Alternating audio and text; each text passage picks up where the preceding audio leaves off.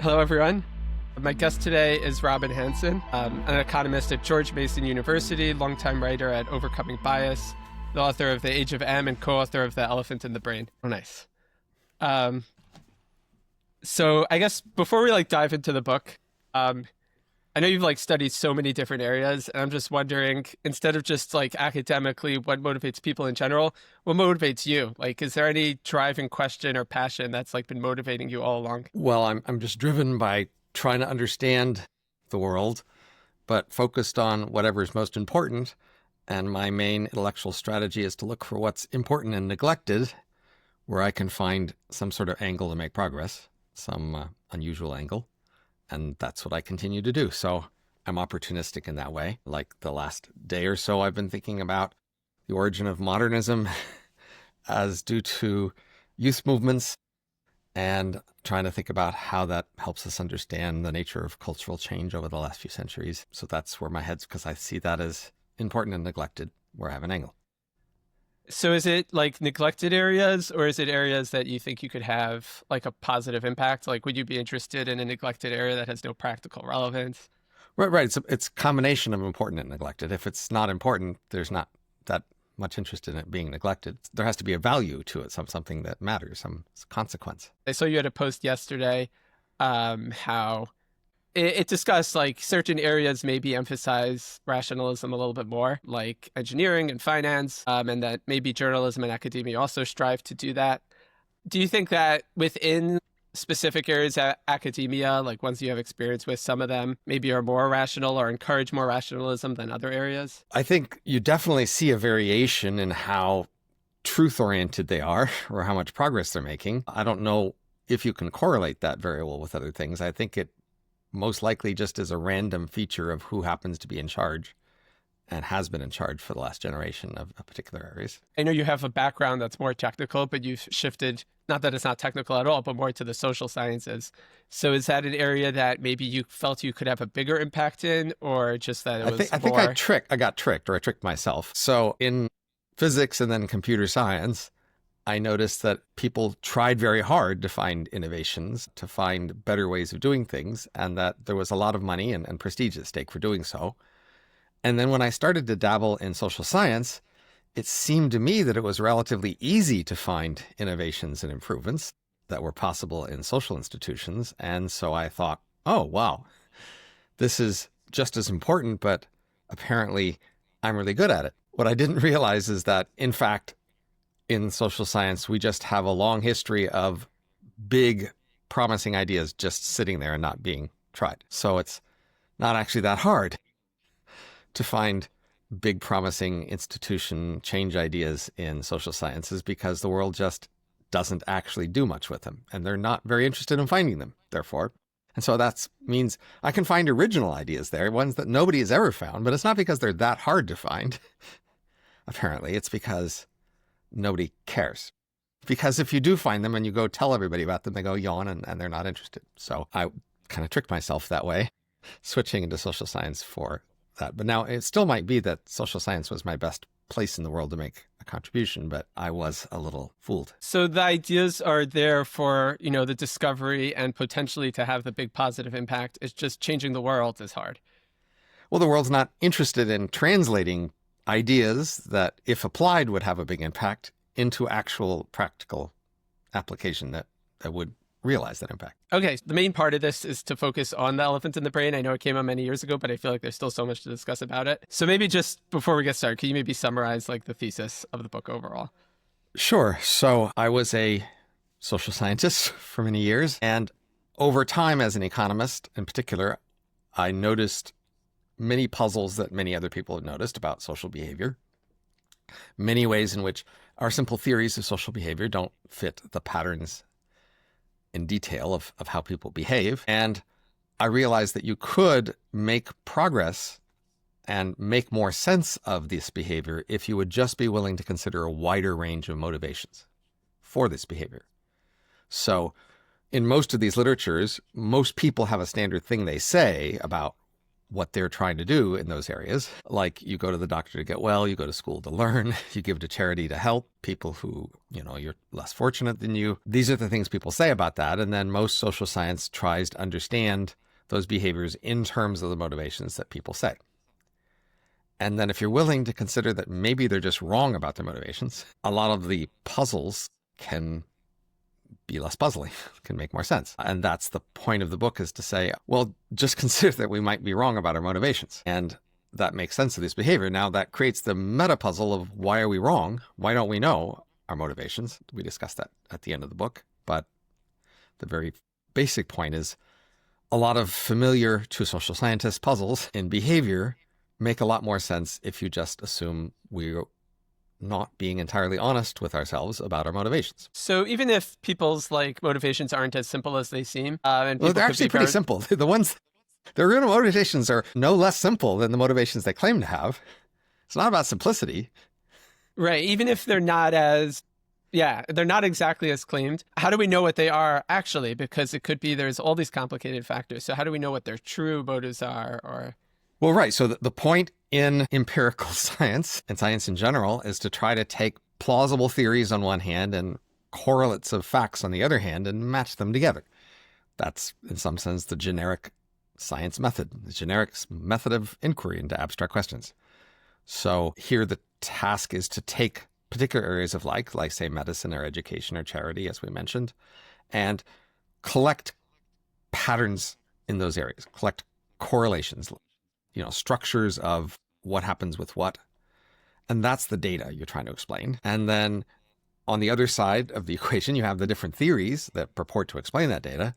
And you just go one by one asking for each theory, how much of that data does it explain? Well, how many of these correlations does it account for naturally, simply, without too much extra, needing for making special pleas about things to explain that data. And you just go through these explanations, and whichever one seems to fit better would then be the strongest explanation. But they could all be contributing to some degree. It doesn't have to be mutually exclusive, but still you're asking, what's the strongest explanation of this data? It would be whatever the simple theory predicts these patterns you see in behavior.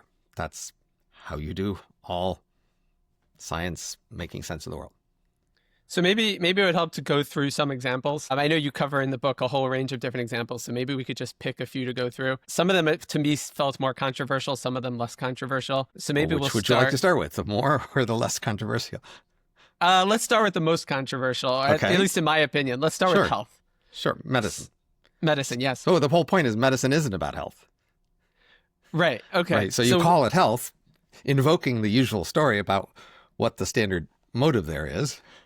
And then it's not plausibly about health, is our better, we say, explanation for the behavior there. Okay, so I think you pointed out that increasing spending, it doesn't necessarily provide at least measurable benefits to people's health. So that points to some flaw. Assuming that's true. Well, let's just be clear. You went over that really fast. Let's just make sure our listeners understand what the claim there is. When you take groups of thousands of people and you split them randomly into parts, and for some of those parts, you induce them to spend more on medicine compared to the other parts, typically by lowering the price that they face for medicine, then you see that they do, in fact, consume more medicine because they face a lower price. And then you look at their health and you don't see a difference in health. That's the key story here. So this is about the effect of the extra medicine that some people got that other people didn't, induced by a lower price. And there are other datas on variations in groups in medicine. For example, we have different regions, and some regions they do more medicine than others. We also have data on, say, different kinds of treatments. Some treatments are sort of more solid in terms of the evidence for them versus not. We also have big hospitals versus small hospitals. Big hospitals just tend to do a wider range of kinds of treatments compared to small hospitals. In all these data sets, what you see is that the group who consumes more medicine doesn't actually get healthier. But most of those other data sets aren't randomized experiments. And so people go, well, I'm not sure I trust that because, hey, there could be other things going on. That's why the randomized experiments are so potent as evidence. And that's why we focus on that. But we do have other kinds of evidence that is consistent with it. So we do see, like, assuming there isn't some hidden way it's making them better that doesn't show up in the results, that in these cases, it doesn't help for them to spend more. Or maybe they're not, being completely rational in how they pick between different options. But maybe it just is people aren't fully rational. It's not that they're just trying to signal, that they care or something like that. They're just not fully rational in making decisions. Well, we have lots of other industries and areas of life where people are also presumably not fully rational. And yet we see a difference. For example, if you eat more calories, you get fat. You don't have to be rational about how many calories you eat to have that happen, right? If you have more heating in your building, you're not as cold. You don't have to be rational about how much heating you get in your building for that to be true. We do definitely see other areas of life where there's a consequence, a measurable consequence of getting more of something for other things you say you care about. I mean, people do say they care about, like, getting enough food to not wither away to nothing. They say they care about how warm they are in their apartment. And then we look at and see a connection. Now, that doesn't mean they're honest about their motives there. It could be that they eat for other reasons or use heating for other reasons than they say, but we do definitely see a connection there. Right, but it could be that, let's say here, they think if they spend more, they will get a better health outcome, and that it's not in any way trying to show that they care. They really sincerely believe it, and it just maybe doesn't actually lead to the better outcome. But it doesn't mean, like, to me, like, surviving and things related to that seem like such a basic human, like, drive. So it seems maybe that that's still what's motivating it more than just trying to show that they care. So once we're willing to add to a theory randomness of the form that, people's intentions are just not connected to their outcomes, it becomes pretty easy to explain pretty much any data set of any behavior whatsoever, right? So when we're trying to explain data sets, we do need to penalize a model the more it needs to invoke random events and factors to account for the data. Our standard ways of modeling the relationship between data and theory, Bayesian epistemology, says that you should favor the theories that can more naturally explain the data without needing to invoke randomness. Now, all theories are going to need to invoke some randomness to explain data. That is, we almost never see theory that perfectly accounts for the data without any randomness. So it's not that we aren't going to be forced to invoke randomness at some point in some way, but we are trying to minimize our appeal to randomness in our explanation of data. That's the whole point. So I guess the question is, if they really know that it's not helping them, like, is that something that other people know? Because then it would also affect the signaling status of showing that they care. So you said really know. So what I've said so far is, what is the underlying motive? But it's not clear you really know your underlying motive. That's the point. So the idea would be, when we look at a set of behaviors, the motives that best explain the behaviors are the motives that account for the details of those behaviors. If you say you're planning to, take a trip to San Francisco, and you pack your bag and you buy a plane ticket and you get up at the right time of day, that we're starting to see that there's a pattern of your behavior that fits this goal of going to San Francisco. And you might fail. You might go to the wrong airport, for example, as I've sometimes done, get up on the wrong day, have bought a ticket to the wrong airport. You could make mistakes, but we're going to be looking for the mapping between the details of your behavior and the supposed motive. Now, you could, in fact, achieve goals through motives without being consciously aware of that. So that's, in fact, what we're suggesting in our book, is that people in their head are telling themselves a different story about their behavior than the one that explains the behavior. So that means somewhere inside them, there is something that roughly knows what they're trying to do, because it's the one that's setting up these patterns and making sure they correspond with the motive. But that doesn't mean their conscious minds are very aware of that. So it's about where in their head do they know? Right. But in this case, if all this extra spending and all these aspects of medicine don't really help, then why do people feel that it shows that they care? It doesn't really help anyways. It seems like nobody's aware that these things don't help.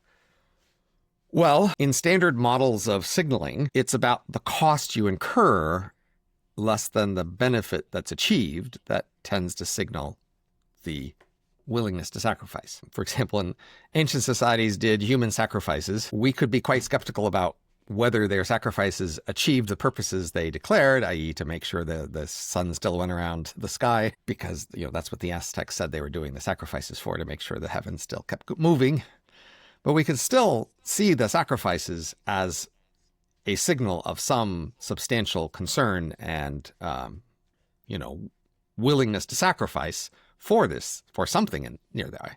Right? We might not be sure what exactly was driving this, but the fact that they were willing to make these sacrifices is showing there's something substantial they were eager to achieve or to show. Okay, I guess taking a step back maybe from just being focused on medicine, if you had to overall put an estimate on how much of human actions and the things driving them is related to signaling and to status, what percentage would it be? So like, you just roughly introduced signaling and status, but in this conversation, the rest of our audience hasn't heard. So the point's going to be, when we look at many explanations of behavior, it'll turn out in medicine and elsewhere that a big part of what we're doing is showing off characteristics of ourselves. For example, medicine, we are showing off our loyalty and concern for particular people. So we show loyalty by spending a lot on our associates' medicine, including our time as well as money and attention. And people do take that as a signal of such things. That is, we can see both that people put in the effort. We can also look at how other people interpret the effort. And people definitely do seem to interpret putting time and energy and attention into medical care for their associates as a sign of concern and care for those people. Often what we want to show off isn't so much loyalty as things that are impressive about us, and that's more closely related to status. Status is just a name for all the different ways that we rate people highly in our eyes. The sum total of all that counts for status. It has many components, but one thing we are doing, say with education, is trying to make ourselves seem more impressive and more appropriate as an associate in many roles. And that's also a function we achieve in education, even if we aren't very conscious of it. So that the story here is that we evolved through DNA and through culture to develop habits of behavior that were functional, that achieved ends that make sense for us, i.e. it makes sense to convince people you're loyal to them and to impress them with your capabilities. But we didn't necessarily evolve to be consciously aware of how our behavior achieves functions, or that those functions are in fact the main functions we achieve with those behaviors. But let's say at the end of the day, how much would be roughly, like how much is about signaling a variety of these kind of things? It's well over half. I think if you ask particular people outside yourself, and you ask for each things they do, how much do they care what other people think of them? I think you'll find out they seem to care a lot. People just do seem, in fact, to care a lot what other people think of them. And they take that into account to a great degree in what they do. When other people's interpretation of their behavior changes, that can distress them a lot and do substantial changes in their behaviors. But why would this be more than half and so dominant, or maybe even much more than half? There's so many different drives that people have, like even survival. That seems like such a basic drive. Why would signaling end up being such a big majority of what's motivating people? So humans are a very social species. And so in ancestral and human environments, the main hostile or difficult part of their environment was other people. So in a very small group of mammals, say a family, internal family dynamics were important, but dealing with the larger world, predators, prey, etc., was more important. But humans were in unusually large groups, unusually large numbers, and they were unusually large primates. And so given the size of the groups, they were relatively safe from outside problems. That is, they could manage to share food and maintain a steady diet. They could protect themselves from predators. They could move to safer grounds in a flood or whatever. But that larger group became the focus of their attention. That is, if the larger group liked you or didn't like you, that just made a huge difference to your life. And so that induced our human ancestors to evolve to pay attention, most importantly, and with most of their energies, to the people around them, and to want to not only be able to read those people around them, to judge their intention and abilities, loyalty, but also to make a good impression on them, to think about how their actions would be seen by the people around them, and to do that well. In fact, we say in the book that your conscious mind, that's its main job, is to watch the people around you, try to guess how they're thinking about you, and then to have in your mind good answers to whatever questions or concerns they would have about you.